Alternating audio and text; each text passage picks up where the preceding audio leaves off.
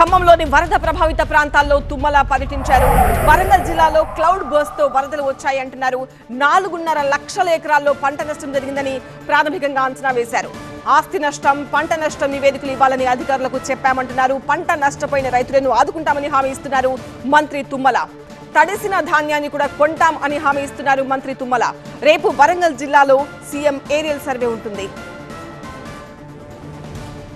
మార్కెట్లో ఉన్నటువంటి ధాన్యం కావచ్చు, రహదారుల మీద ఆరబోసుకున్న ధాన్యం కావచ్చు, అటన్నిటిని కూడా కొనుగోలు చేసి ఏ రైతుకి నష్టం కలగకుండా ఇచ్చి గతంలో మాదిరిగానే ఎకరానికి 10,000 రూపాయల చొప్పున మనకి డీటెయిల్ ఎస్టిమేట్ వచ్చిన తర్వాత ఎన్ని లక్షల ఎకరాల నష్టపోయినా, ఎన్ని లక్షల మంది రైతులు నష్టపోయినా వాళ్ళకి ఇన్పుట్ సబ్సిడీ ఇచ్చి కేంద్రం సహకరించకపోయినా, గత వరదల్లో కూడా కేంద్రానికి సమర్పించినా కూడా కేవలం ₹1 కూడా మనకి విడుదల చేయలేదు.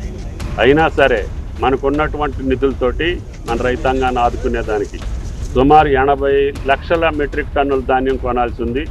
అదేవిధంగా 11 లక్షల మెట్రిక్ టన్నుల మొక్కజొన్న కొనాల్సి ఉంది. అదేవిధంగా పత్తి కూడా ఈ సంవత్సరం అధిక వర్షాల వల్ల వాళ్ళు కూడా నష్టపోయారు. వాళ్ళను కూడా ఆదుకోవాల్సినటువంటి అవసరం ఉంది. కాబట్టి తెలంగాణలో అత్యధిక పంట పండించినటువంటి రైతు దురదృష్టవశాత్తు ఈ తుఫాను ఆయన కంటికి నీరు తెప్పించింది.